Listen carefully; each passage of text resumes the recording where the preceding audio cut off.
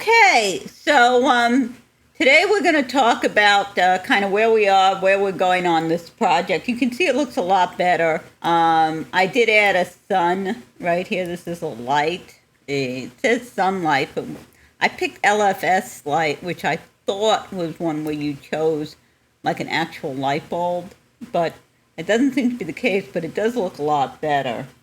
Let me get my notes. Okay, so you can see now we have the filter, and we're going to talk about that a little bit. I changed how the water's coming down, so it's coming down more like it realistically does. We have a heater, we have rocks, and this one I want it to be a different color. I have to work on that a little because you can't really see it very well in Houdini Redshift as you could in Cinema. And I want to add, when I have this filter running now, and what you see on the top here is bubbles, little bubbles, which I don't have. I want to see if I can do that. I did, well, I want this to be, I may make this a little bit bigger. So we will see how that goes. That might be another thing to do, is to make this a little bit bigger. But we did make it a little wider. The other thing is the gravel. This does not look like realistic gravel. If you look at gravel in a fish tank, it's uneven. You've got, and this is way too even. So we're going to talk about that in a minute. As I said, we are going to have to work on the filter. I'm going to talk about that as well. So let's start with the grain. I have another Houdini sim here. That's, let me close it. Let me move this out of the way so we can actually see the sim we want to see, which is this one. Okay, so this is based on an example. I'm going to put the link in the notes that I found that does not use the shelf tools. And what happens with this one is you get a little bit of motion. What we want is this to be in the box, but we want some kind of unevenness. I was trying to add noise, and I'm not seeing much noise here. So I have to do some more research. When I mean noise, I mean that when it does this thing, it has some, different highs and lows, and it's not, you look at this, it's perfectly straight. And that's, as I said, that is not how gravel looks in a real tank. So that looks, I am not happy with that. But you can see, basically it puts this example, they did this very much a similar thing, and it put it in a nice clean,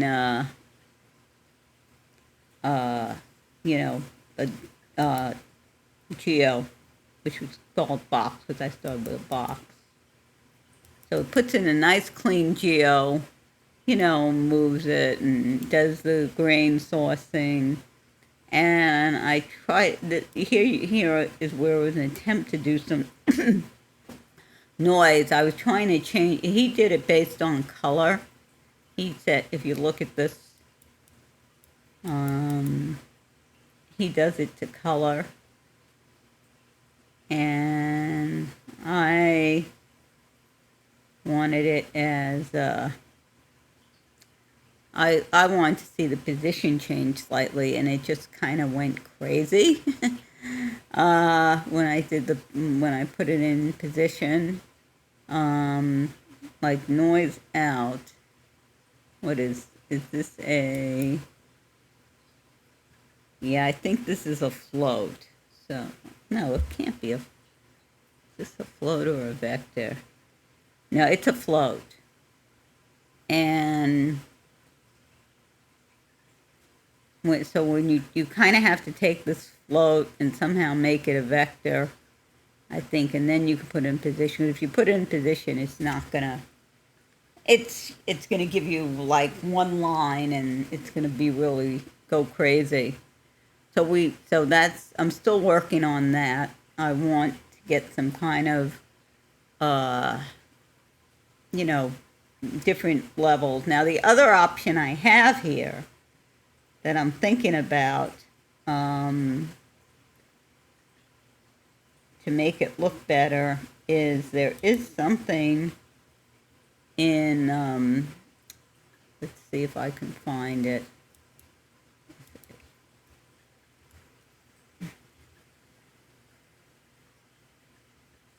There is something, there is a terrain, and I might be able to use that sort of thing, create some kind of a terrain in there.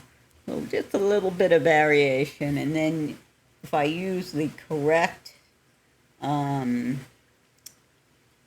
the correct material on there, maybe it'll look the way I want it to look. So that's another option I'm thinking of, because what I have here now for the gravel is not working for me. Of course, we also need fish and plants. Now, doing all that, I don't want to do this, nor I do want to do more on the filter in Houdini. It's really not a modeling tool. So I started playing with things like, this is live Boolean. So the way this works here, now we can move on from here. We have our append. We're going to append a cylinder 3D. And we're going to go to that cylinder. And we're going to, I think it's a W. And pull that out. There we go. Okay. So what we're going to do here is we are going to shrink it.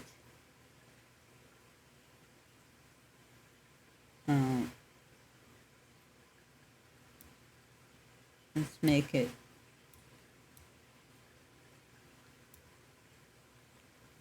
here, and let's make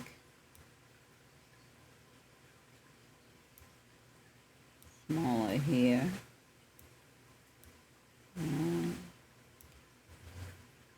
All right. Now, what you're going to do here is, let's see if I can, let me make sure for one thing, let me go, because if I don't do this correctly, go here and make sure it is that we got make polymesh 3D on. Okay. Well, we gotta start again with that's okay. Cylinder 3D. Get to W. We move it out. Whoop, wrong one. Go down here. Look here. And move it out. And we're gonna shrink it a little bit here. And what's about that? Be a little bit more.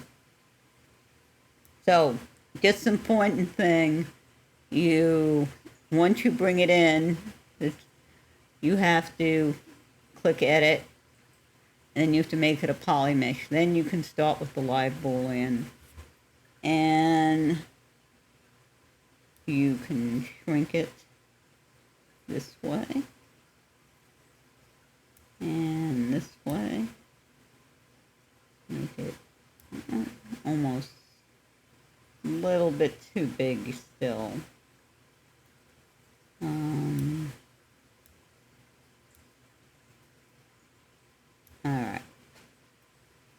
So let's pull this over and move it out so we can see it. Move it up a little bit so it's here. And you can see it's cutting in. And what we're going to do is going to turn on live boolean, and we're going to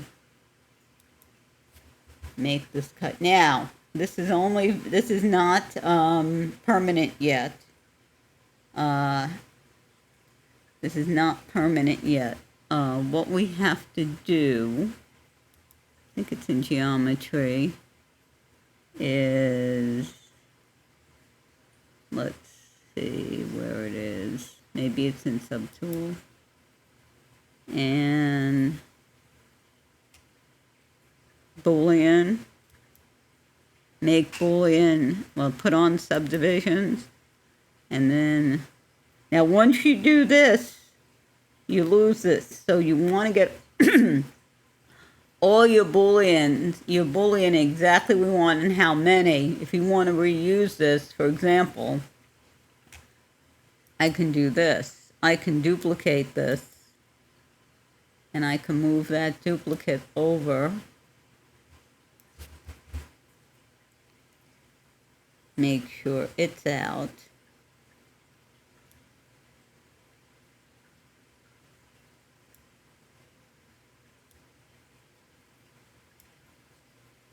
And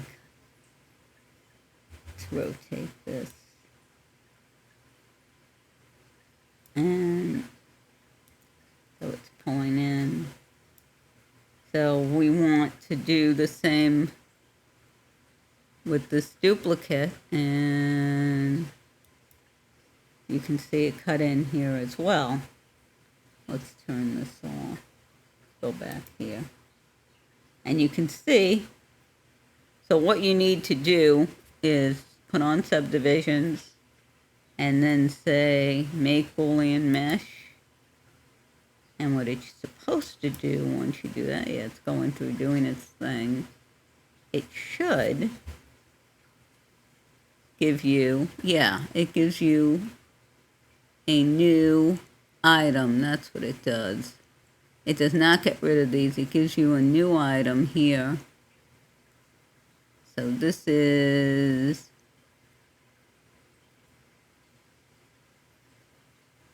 and you pull that in, and you can see it has all four. So this is the technique we're going to use to put the little things in the in our little filter.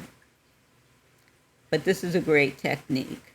We're also going to be using zbrush to model the fish.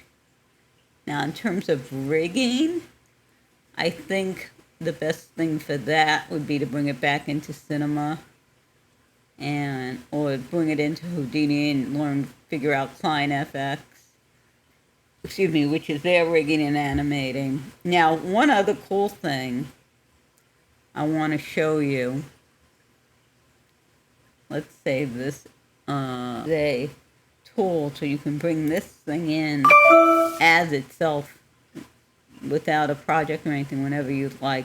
Notice also you still have this cylinder here, so you can save this as its own tool and reuse it. But the cool thing I want to show you, let's do document, new document. No. Okay. So let's go back here. Okay, so one thing I want to show you that's pretty cool is we have this something called the Go Z, which will send whatever it is to ZBrush. Now, on the filter, I installed this Go Z export node here. And the other thing is you have to start it, so I already did that. So now I'm going to click Send to Z, and hopefully, let's see what happens.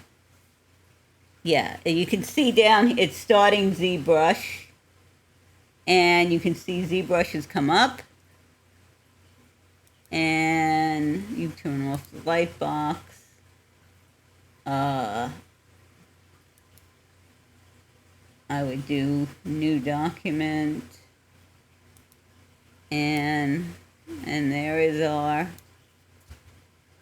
well, edit, and there is our filter. So again, going back to ZBrush, Houdini.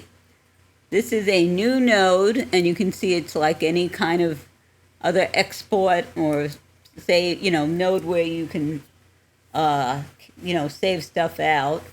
And all it does is all it does is one thing. It sends it over to ZBrush. So just like you can now go between Cinema and ZBrush, which makes sense that they're now part of the same company, Houdini decided they too want to get in on the action.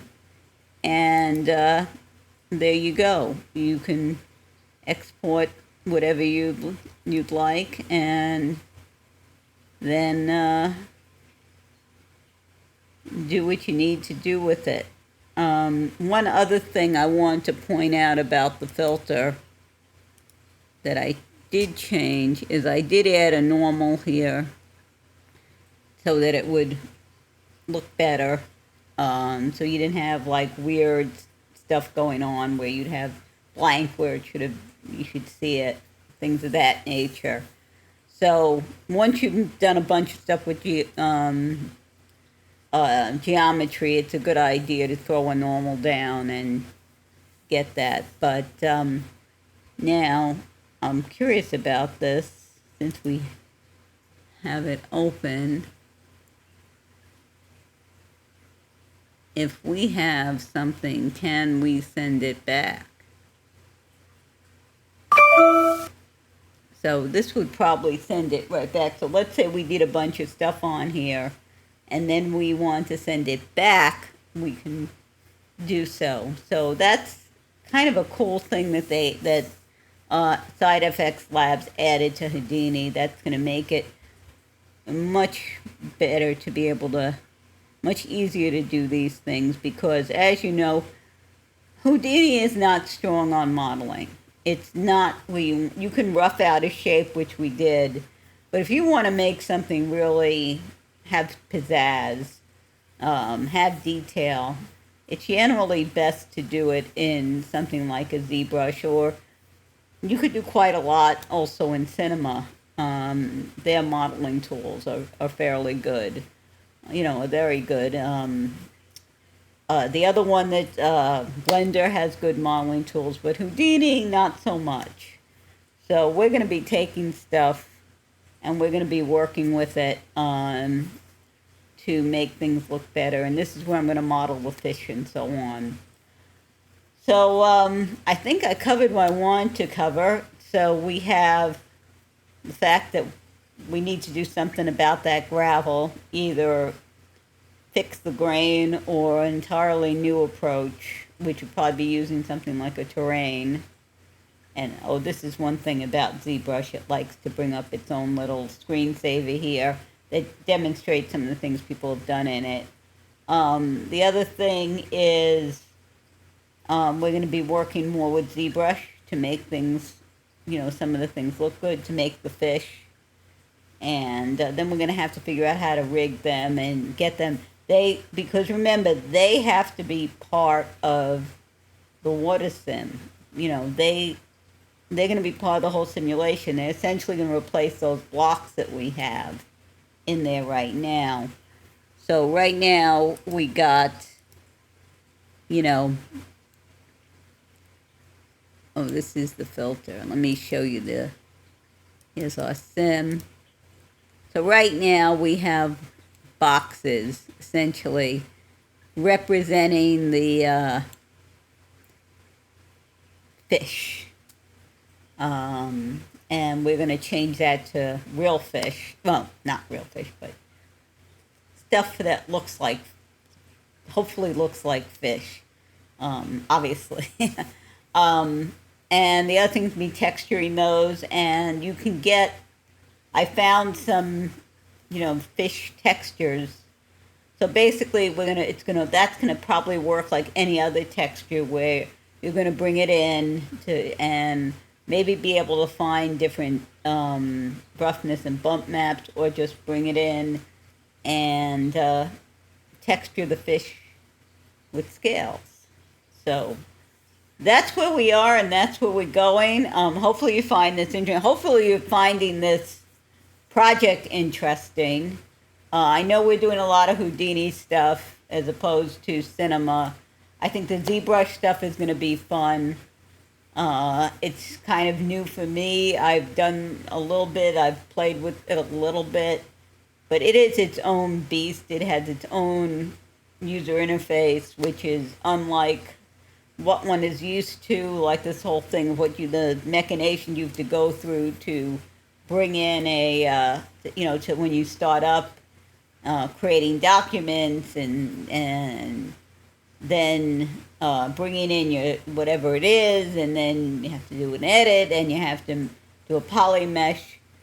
If you don't do the poly mesh, the live Boolean isn't going to work. And the live Boolean is kind of cool because you can very easily adjust it, which is not, which makes it very easy to work with. The other thing you're going to use for hard surface, things like the filter or the heater or anything else of that nature, is they have see if I can show you that as well. Let's get back in here if it's going to let me. They do have a brush called a Z, and they have what? Z. Click on this. This is kind of the weird thing. ZM, and you got the Z modeler brush. So that'll let you do things on faces and edges and so on, and you can see when you go. So this is going to say you're on a polygon, and you can choose to do different things to it. You could bridge, you can spin, all these different things. Inset, mask. Now if you're on an edge, so we're on an edge axis, we can, I don't know if we could, human, well, and there are various things you can do with this, and that is what's gonna make it easier to do various other things, and do some hard surface modeling. So anyway, hopefully this has been helpful, and hopefully this series has been of interest, and I will speak to you next time. Take care.